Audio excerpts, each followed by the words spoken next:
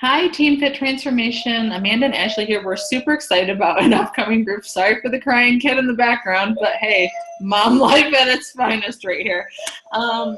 Couple announcements. Tomorrow we're going to do a fit club, which is going to be super fun. We're going to test out UV2, which I'm super excited for now that I learned a little bit about it. If you haven't got a chance, Ashley went live on our team page about it, and it's going to be so awesome. I'm super excited. And tonight we're going to talk about being a fearless boss, which really it's good to go over this because when we did this on our Diamond Zoom, I was like, yes. Just like we're going to go over a bunch of things that like maybe don't get brought up a lot, like maybe rank changing or returns, minus TV, all kinds of stuff. So I'm going to let Ashley start, and I'm going to go tend to my child, and then we'll go from there. Sounds good. We're going to talk about 5 different steps here to becoming a fearless boss, and I'm going to handle step number 1, and we're just going to throw it back and forth here. So step number 1 is gut check, and I know that this makes me uncomfortable, but I feel like it's crucial in a business, in just life, to do a gut check, see how things are going. So you want to ask yourself these questions. Why am I not growing in my business? And then, do some soul searching, like try to figure out what you can tweak, what you can improve on. Maybe you're not consistent. Maybe you're not in a workout program. Just a couple of different ideas there. Next thing you want to ask yourself is, why am I not doing this? What am I not doing that would help me be successful? So where am I lacking? What can help me be more successful? Next gut check you want to ask yourself is, how am I holding myself back from taking action in my business? So, I know that like you can get very frustrated at times, feeling like I am showing up every day, I'm giving my all, but you have to seriously ask yourself, like, are you sharing it? Maybe you are working out every day. Maybe you are drinking your Shakeology, but are you sharing that? Because if you're not sharing it, nobody knows. So think about it. Think about how you can improve on things and be more aware of how you can convey that to your audience that you want to talk to. Step number 2 is supposed to be Amanda. There she is. Sorry. All right, let's talk about eye openers. This was like my favorite section of the whole fearless plan. Basically, there's just a few questions to ask yourself, like, where can I take more action? And then that like strikes up like lists. So like you just do a quick little brain dump at some point, or like, why is it hard for me to take action? Like, what's holding me back from wanting to do this? And of course, it's always fear of being judged, fear of offending people, fear of losing friends, which I'm not going to lie, when I posted that bikini picture, I don't know. When did I post that? Last week? Yeah, because you guys challenged me. I lost a lot of friends. I know what day it was. Yeah, so I lost some friends and followers, and I honestly feared a lot because I'm like, well, my own fear of my own body type. So a lot of fears is what holds us back. And then that goes into question 2, what hurdles and obstacles do I have to overcome? Which is just being like, remembering why you're passionate about what you're doing and just sharing it. It's scary.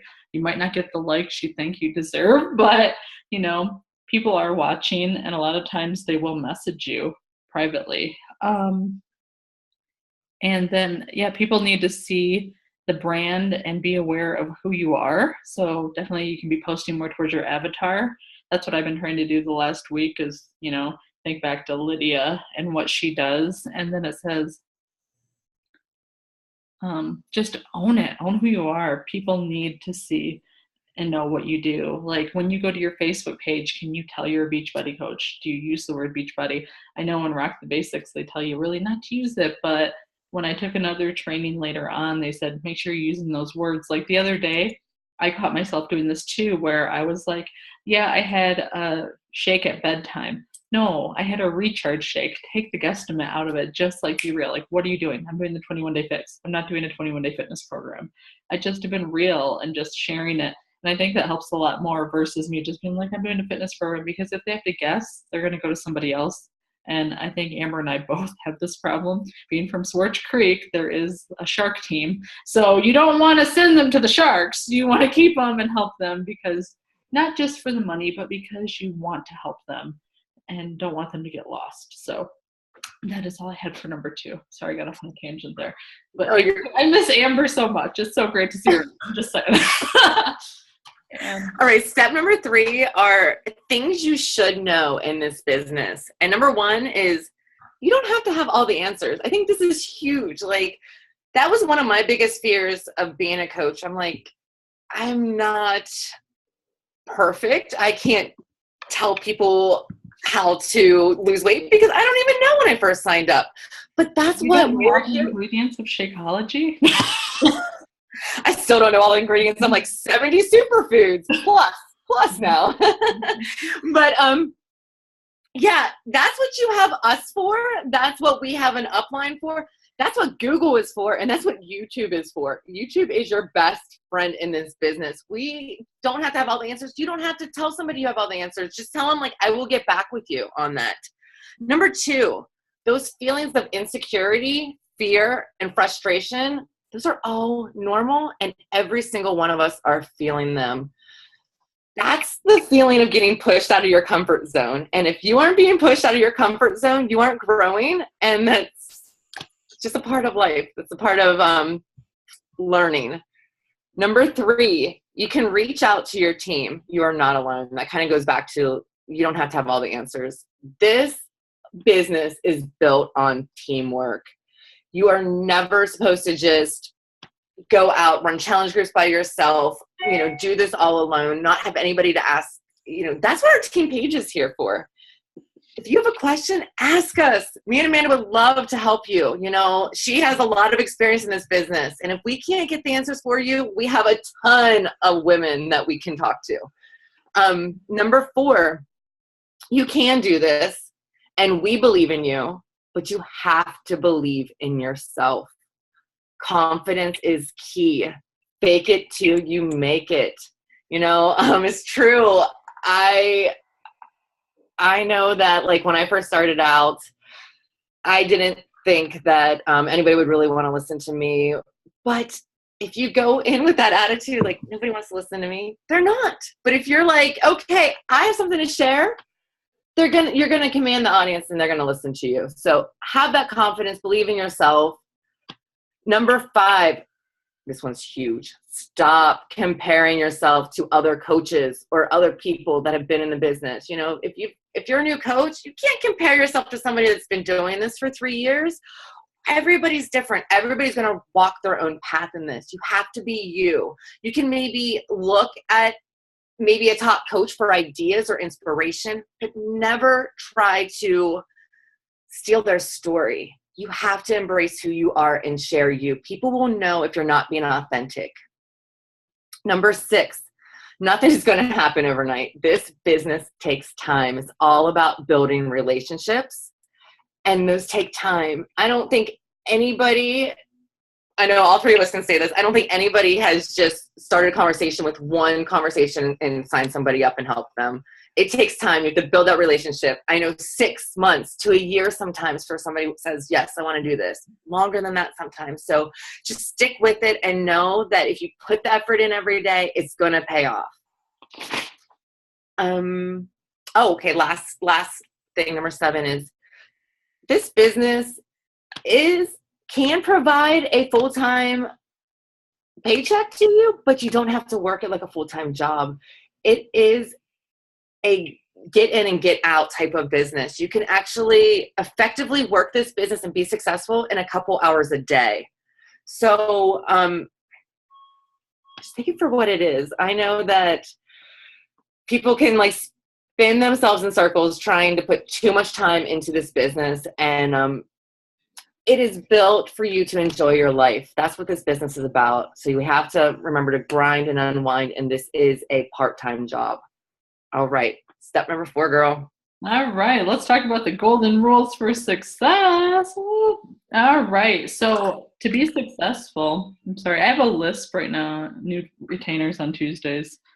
Such a bummer. Okay. It says identify your what ifs, what if, you have a bunch of what ifs, like even like thinking like, what if I buy this? Is it going to put us in debt? You have to think of your what ifs and flip your fears from a negative to a positive. Like, I'll even go give an example. My customer returned 2 bags of Shakeology. Wah, wah. That's like how I felt about it. Like, but I reversed it. Well, I thought, well, she always orders vanilla and chocolate. Maybe this time she returned it because she wants to try the vegan flavors. Just think of a positive reason behind it. I had a coach quit today. That was kind of heartbreaking. But instead of letting it bring me down, I'd be like, you know what? It's okay. It wasn't a good fit for her, but I can find someone to replace that spot, maybe even 5 people. So it's always about seeing the positive in everything. And I'll know from experience, like I'm one to want to hold on to it and beat it into the ground, but I'm trying to change my aspect on that. And then to be successful, you have to overcome your fears of rejection. It's not personal. It's normally a rejection or an objection or a no is more towards that person. Like you struck a chord or they have their own hangups and it's not you. I mean, you're doing everything right. You're trying to help them. So that's one. Rejection is not confined to sales. It's in your life too. Like I think about Liam. I tell him no all the time. He gets rejected constantly. And I mean, it's not the best thing, but if you take it personal, you're not being responsible. So don't take it personal. Just be like, okay, no, not right now. You can come back to it. Maybe just ask them, hey, I hear you. It might not be a good time for you. Can I follow up with you in a month? And I'm trying to be more organized with that because a lot of times when I tell them that, I don't follow up with them in a month. That's one of the areas I'm working on as well. And then the fear of overcoming sales. This one is huge. This one took me a long time because I remember Amber was the first coach I ever signed up. She was probably like the first challenge pack I ever sold. And I remember how nervous I was. I was even asking my husband what to say. And he's like, Amanda, just speak from your heart. And, it took me a couple years to figure that out. And what really changed about overcoming the fear of sales is like you have to believe in our products. Like you should know, like these containers helped you get to where you are, right? So you're not selling them something, you're providing them a product that's going to help them achieve their results. And I've even changed my wording on the way I talk to people about it, and it seems to be working. I say that I'm providing my coaching to them for free, but they need to provide the tools that's going to help them get to their goals. And it's been really game changing there. And then I think I just went over this. Believe that you are serving, not selling. You're serving them. You're offering them an awesome service. You had awesome results, so why not provide them the tools to get awesome results as well? And then it says, also, when you're promoting a challenge group, are you providing value? Like I think of our event page, I try to provide so much value every other day or every day. The weekends, I kind of just let it go because nothing's there, but add value, tips and tricks. Like think of like when you're looking at your Facebook feed too, like what's popular right now. People, I don't know, like in January, they were on this cauliflower kick. So I made a cauliflower pizza crust just because I wanted some traction on my page. I didn't really care for the pizza crust, but the thing with this is it struck up a bunch of conversation. It was a lost leader in my business, whatever. And then maybe if you're getting hung up on people saying no or people not responding, maybe it's in your presentation. Maybe talk to your upline. We could role play, or whatnot, and see where it is that we might feel the hangups. A lot of times during Power Hour that we host, Ashley and I, like, we'll run an idea back, like, how should I respond to this? And we'll just bounce ideas back off and forth. Or like, maybe she wants to create a post and presenting, like today she did something totally off the wall, awesome, but we talked about it first. And same thing with my bikini picture, we talk about it first. So it's always good too, to just maybe if you need to talk it out. Even my upline sponsor, Coach Sarah, when I first started in the business, I was scared to post things, or like I would type out like my story and it'd be too long and I'd copy and paste it to her and she'd send it back to me and take out a bunch of the fluff that didn't need to be there to get my point across. So that helps out too. And I think that's all I have for 4. I'm trying to keep it. All right. Last step number 5, short and sweet. Design your game plan. And there are just two steps to this. You want to put down 2 goals. What is my 90-day goal? And then what is my big business ambition? And you can do something yearly, or like, this is what I want my business to look like in a year. 3 years, and 5 years. But we have to set these goals, and not just set these goals, we have to put a plan in action of how we are going to reach these goals, because a big goal looks wonderful on that vision board, but if you don't have steps in action of actually getting there, it's kind of just like a pipe dream that won't really happen. But if you make these daily action steps, you're going to reach those goals. So always have something to work towards. And then with these goals, reevaluate them every 6 to 8 months. See how they're going. If you're surpassing a goal, then set them higher. If your year goal is like way off, make it more realistic. Then set it to something that you actually can achieve. And then did you want to talk about what they're going to do in May? Oh, yeah. So if you guys like this training and want more in depth, Rock the Basics is going to be different. Sorry. My mom's calling. Go figure. So moms always have the best timing. Yeah, because now listening. Oh, but so Rock the Basics, it used to be Rock the Basics 1.0, 2.0, Rock Solid.